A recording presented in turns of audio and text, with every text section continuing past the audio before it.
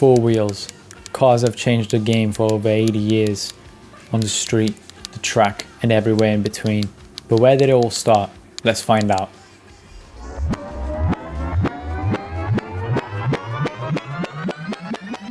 The 40s. After World War II has just happened, there was many different companies making cars all over the world. One of the companies that were getting really popular were Ferrari, founded by Enzo Ferrari in 1939. Another popular car brand in the 40s was owned by Henry Ford, who made the Ford Motor Company and made the Model T. Some of the most popular cars in the 40s were the Chevrolet Fleet line, which was produced from 1941 to 1948. It was a stylish and practical post-war design. Every single car in the 40s had an Oldsmobile hydromatic transmission system, which was very revolutionary at the time. Furthermore, man, people in the 40s were built different. When it came to cars, no seatbelts, no airbags, just steel, chrome, pure guts. If you would crash these things, half of the time they would just keep on rolling like nothing happened. Safety, that was just a suggestion for the people in the 40s. The 50s, the rise of the muscle car and the luxury car. V8s have become completely mainstream and feature in most types of cars because of their reliability and torque output across the whole world at this point. Most popular car in the 50s was the Chevrolet Bel Air, which was built on a chassis on a car based in the 40s. One of the most popular things to do amongst vehicle enthusiasts in the 50s was to build hot rods, which looked like this. Apart from all of that, the 50s were a great time for mechanics. Everybody wanted the coolest hot rod, so they went to the coolest mechanic shop to get their car modified. In the 1950s, F1 also had their first championship, and this is what it would look like. While the championship happens in the background, some of the key figures from the 50s were Carroll Shelby, who was a racing driver and later on built the Shelby Mustangs, which Ford would buy later on. Another great person from the 50s is Harley Earl, who basically influenced and designed all the cars from the 60s all the way to the late 90s. Le Mans was also a very big thing in the 50s, with Jaguar and Ferrari primarily winning throughout the decade. The 60s. The 60s had lots of things going on for itself, but some of the major ones I would say were the Le Mans rivalry between Ferrari and Ford in 1966. There's a very good film all about that with the exact same name. I would recommend you to watch it. While Ford was doing all that racing, they were also developing a car called the Ford Mustang, which released in 1964. It was so revolutionary, it created the Pony Class car, which is a compact, affordable, stylish coupe. Overall, the 60s are known as a rebellious age for the people. But for the cars, people were racing them illegally all over the streets, especially all over the Detroit area. In terms of advancements in the 60s, we discovered disc brakes. This allowed all cars to stop better and faster. Performance tuning also became quite mainstream, and a lot of people were doing it by themselves. DIY, do-it-yourself, was very encouraged in the 60s amongst teenagers who worked on the vehicles themselves. Some of the people that you might know in the 60s are Bruce McLaren, who founded the McLaren Racing Group. And that's about it. Let's move on to the 70s. In the 70s, the oil crisis hit, meaning the end of muscle cars and any car that drank a lot of fuel. Up until this point, you could drive any car that you wanted, but now, because of fuel emissions, a lot of governments enforced the use of catalytic converters and emission controls. During this time, gas theft has skyrocketed due to the fuel shortages. During the 70s is when the first JDM cars arrived to Europe and America. People started buying JDM cars, which is Japanese domestic market, because of their low cost and high efficiencies in fuel. Funny enough, while the fuel crisis was happening, people in America and other countries enjoyed watching NASCAR, which is a race where you do around 200 laps in a circle, only allowed to turn left. Each of these cars would drink around 10 cars worth of fuel in one lap. Some of the notable cars in the 70s were the Datsun 240Z, because it was the first JDM car that was popularized in the whole world. Some known people in the 70s were Ayrton Senna. He was said to be one of the best drivers ever.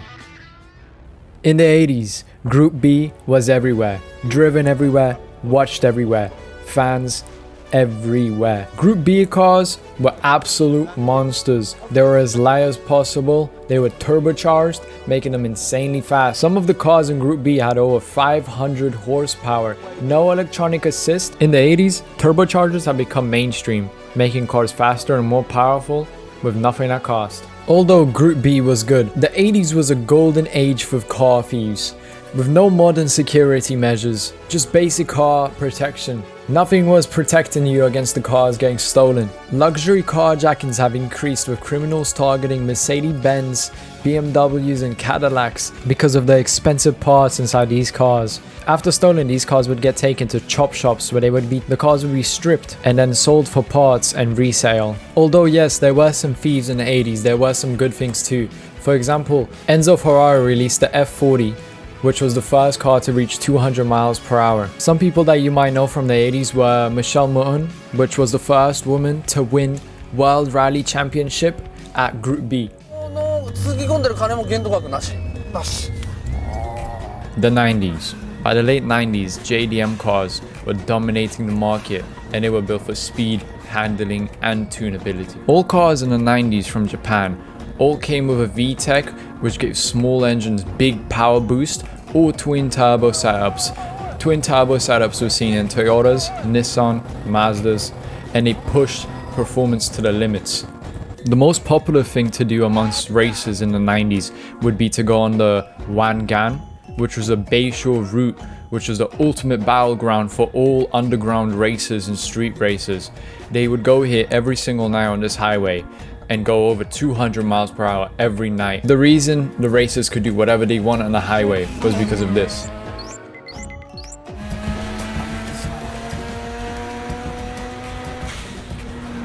What the?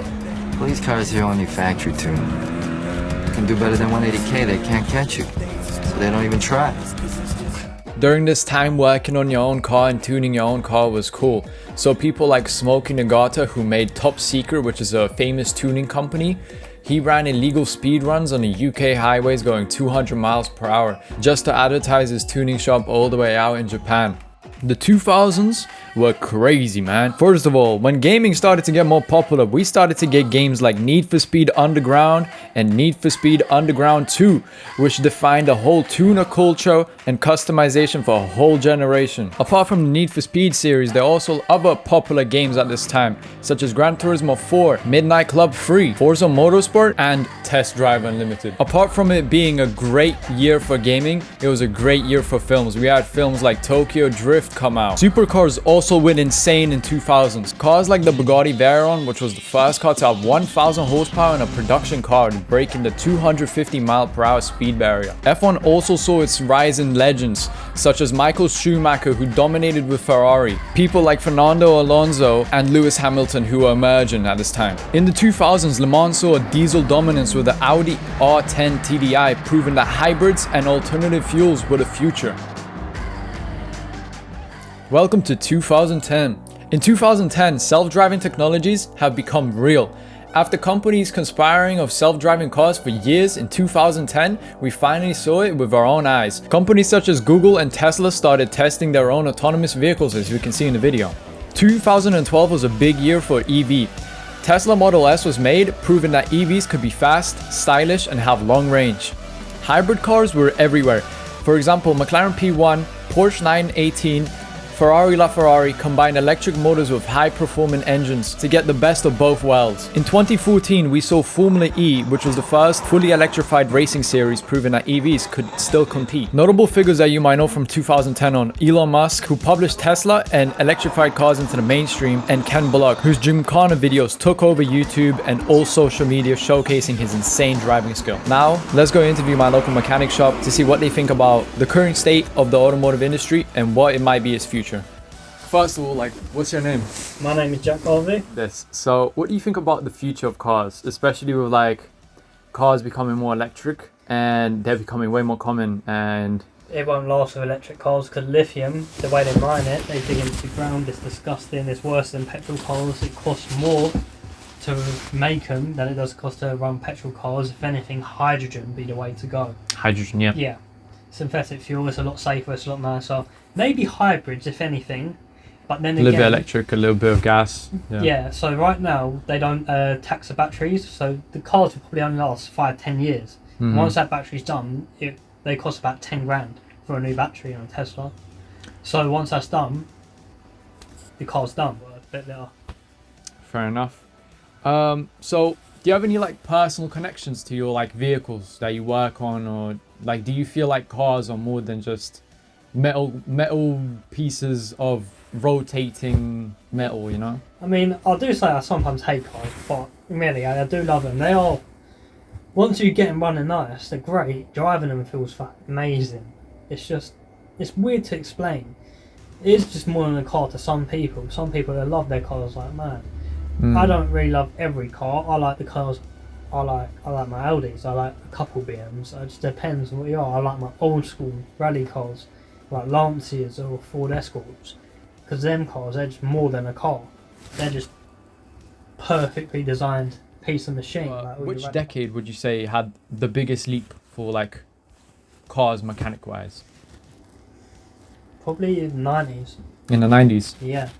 So most of it started actually from the 80s because Group B rally. That's where they Group B started. rally, yeah. That's when they started doing all the turbos. Group B rally was very dangerous. It was. Yeah, So it's cool as well. So they learned to do better, like aerodynamics, do force induction. So they done away with superchargers because superchargers were a lot more common. They done turbos, and turbos pretty much advanced everything. Once that them cars are turbos, everyone wants to put a turbo in their car. So I think probably the 80s to 90s probably boosted it massively. So if you could give any advice to young car enthusiasts or people who want to be mechanics, people who want to race cars, right? What advice would you give? Don't bother working on them unless you're doing a certain type. If you're doing rally, then work on your cars, learn how to work on them.